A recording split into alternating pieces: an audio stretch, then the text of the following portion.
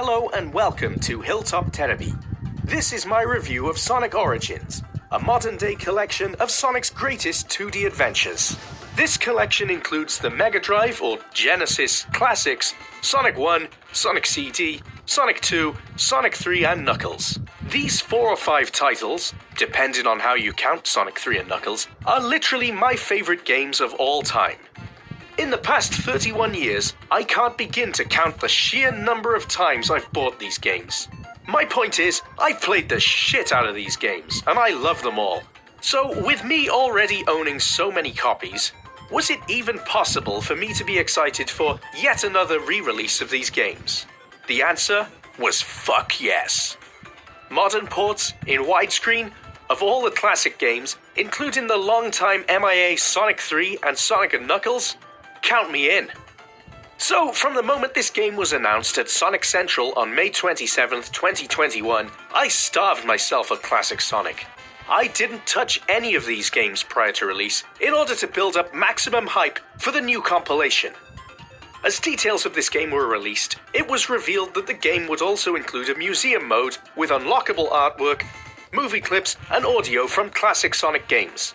Prior to release, we also learned that the game would include new animations with writing from the excellent Ian Flynn to tie the stories of the games together. Excluding some pre-order deluxe version nonsense from Sega, this was looking like it could rival the superb Sonic Jam on the Sega Saturn. Sonic Jam! To be the classic Sonic compilation, GOAT.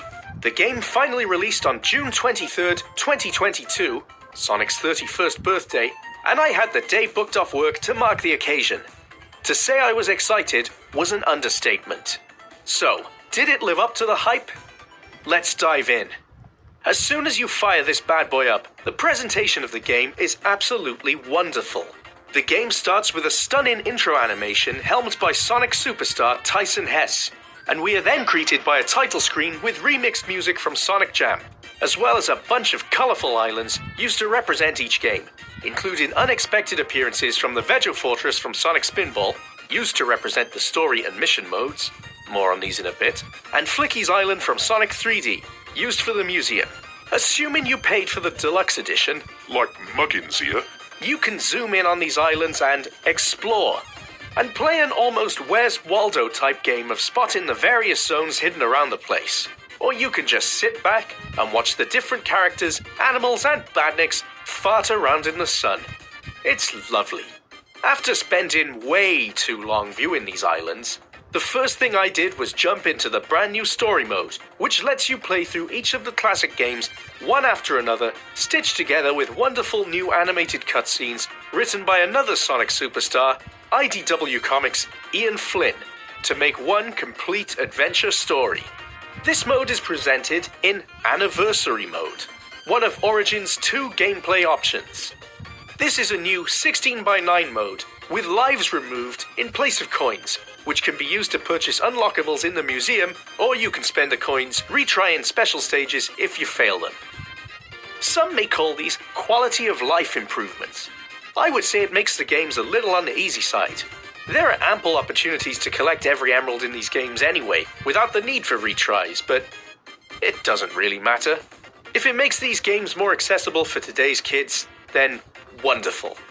I should point out here that these games are new ports, not remasters, so if you've played these games 50 million times already like me, you'll definitely notice some differences in the way these games control. For example, being able to reach places you couldn't quite get to before, such as this Caterkiller, who was always just out of reach in the originals. The reason I mention this is because the other mode in the game, Classic, is billed as playing the games as you remember them if you're a doddering old fart like me, in 4:3 aspect ratio, with lives, etc. But this isn't true. These are not emulations of the classics. They're the same new ports again, just with a different aspect ratio. Sonic 1 even has the spin dash, which wasn't introduced to the series until Sonic 2. Whatever though, it's fine. Anniversary mode is the main draw here for most people, I'm sure. Other new modes include an excellent mission mode, where you complete fun little challenges across the 4 games, ranging in difficulty from stupidly easy to infuriatingly difficult. If you want an S rank, I'm looking at you, Tornado Flyby. There's also a boss rush and a pointless but inoffensive mirror mode for people who prefer to run from right to left in their Sonic games. Anyway, with new additions out of the way, let's get back to the story mode for a moment.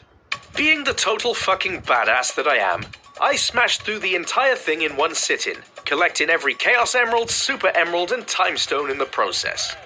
I can't remember how long it took. Maybe 9 hours, maybe longer with toilet breaks and food breaks. Who knows? But going through these back-to-back, tied together with stunning new cutscenes, was awesome. Honestly, I had the Best fucking time. All of these games are near-perfect, timeless classics, and that doesn't change in this collection. But in truth, this was down to the quality of the original games as opposed to these specific versions being great ports or anything. Because as fun as this compilation is, there are issues, which we'll get into shortly. First though, let's quickly talk about the games themselves. I'm going to assume almost everyone watching has played these, so I'll keep this really simple. Sonic 1 is the slowest of the bunch, outside of Green Hill Zone and Starlight Zone, with more of an emphasis on precise platforming sections. But I enjoy it for what it is, even though later games massively improved on it. I can't overstate it enough, but playing this as a kid for the first time back in '91, it blew my fucking mind with the sense of speed and colourful graphics. It was so damn fun. Sonic CD is up next, and this is possibly the most divisive classic Sonic game of the lot. This one has a fiddly time travel mechanic, with much larger zones and an emphasis on exploration, which sees you travel to the past to destroy robot generators and metal Sonic holograms to create good futures. I could never be asked fannying around with this, so instead I always chose to blitz through the zones and create a good future by getting all the time zones from the game's excellent special stages, which see you destroying UFOs on a 3D map. I love Sonic CD's special stages. Next then is Sonic 2, which improves on the previous games in every conceivable way. It's faster, the act count has been dropped from 3 to 2 in every area apart from Metropolis Zone, and there are many more zones than in the first game. Sonic 2 also introduces the iconic half-pipe special zones too, which are great fun and now easier than ever to beat in 60 FPS, as opposed to the, 5 FPS they probably were in the old games? Anyway, they are so much fun, and I can't praise this game highly enough. And finally, we have Sonic 3 and Knuckles. In my opinion, classic Sonic at its absolute peak. It once again improves on the previous games in almost every way.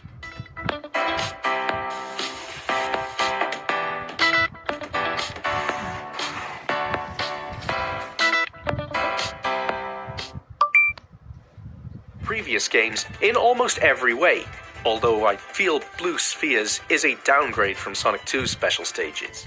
Anyway, it adds more characters, more levels, and an epic story, providing you read the manuals and connect that to what's being shown in the cutscenes. All of this makes for the biggest classic Sonic experience of the bunch. This game has been gone far too long, and it's great to see it back, even if that does come with a great big asterisk. So far I've talked about the wonderful cutscenes, great presentation, and a collection of some of the best games of all time. Sounds great, right? Unfortunately, not quite. This fucker definitely needs a hefty patch. Playing it through on the Xbox Series X, I encountered slowdown very frequently across all the titles. Not insane slowdown, it was perfectly playable, but very noticeable, especially if you've played these games as much as me.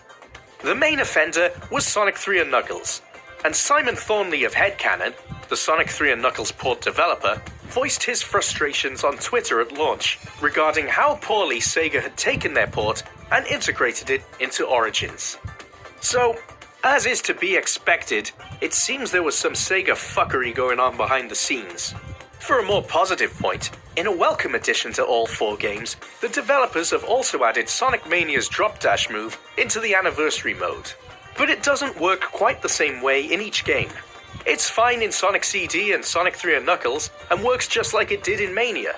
But in Sonic 1 and 2, it works more like the way it did in the Sega Ages ports on Nintendo Switch, if I remember correctly. By this I mean you can't turn in midair while jumping out of a previous dash and then drop dash back the way you came from, if that makes sense. You need to come out of it, turn around on foot, and then perform another one to go back the way you came. It's just nowhere near as fluid. It feels strange that this move is so inconsistent, especially when playing story mode with the games back to back. Now let's quickly address the musical elephant in the room regarding the game's mostly excellent soundtrack. That being that Ice Cap Zone, Carnival Night Zone, and Launch Base Zone in Sonic 3 have new tracks due to issues relating to rights. And one or two other tracks are missing too. Now, I knew this was going to be the case, and I was absolutely fine with it. But unfortunately, the new tracks aren't great. They're the 1993 prototype tracks, which have been remixed and unfortunately kind of made worse in the process. You could make an argument that using these old tracks adds some authenticity to their inclusion. But to be honest, Sonic Team should have just gotten Sonic Mania's T-Lopes, another modern-day Sonic superstar, to compose some original tracks of a standard more in line with the rest of the soundtrack. These just don't hold up. While we're talking music, by the way, for whatever reason, Sonic 3 and Knuckles' music sounds very muffled compared to the other games on this collection. I just found it odd and thought it was worth mentioning. There's plenty of bugs present in Origins 2. Too many to go into here. We'd be here all day. But a few noticeable ones off the top of my head during the playthrough included getting stuck between a spring and a bumper in Spring Yard Zone and having to restart the level. Going up a vertical ramp in Flying Battery Zone only to be shot off to the left-hand side instead of straight up in the air. And this happened every time I retried it. And, well, Sonic 2 Tails was just broken throughout. At the start of every level, he got stuck off screen somewhere, and instead of flying back to catch up with Sonic, I could just hear him pissing around in the distance somewhere, frantically jumping and spin dashing for the entire game. Now let's talk the museum mode and its various unlockables, which can be purchased with the game's new coins currency. There's a fairly comprehensive selection of Sonic songs from over the years in the sounds section, although several of them are named incorrectly. The artwork section is great, filled with promotional artwork, concept art, game boxes, and manuals from different regions. It's excellent. But then we get to the movies section, which is lazy as hell. In addition to all the new cutscenes made for the game, we get 2018's Sonic Mania Adventures series, all of which can be viewed on YouTube anyway. We also get some clips from the Sonic Symphony concert, which again can be viewed on YouTube, but in its entirety for free. And then we get animatics for the Sonic Origins cutscenes.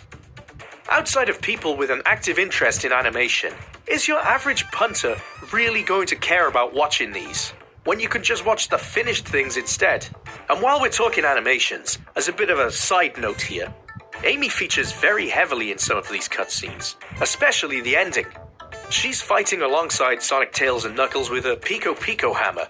It suggests to me that she was intended to be playable at some point, but maybe I'm wrong. It would have been great if she was, though. Anyway, aside from the clips I just mentioned, that's it for the movies.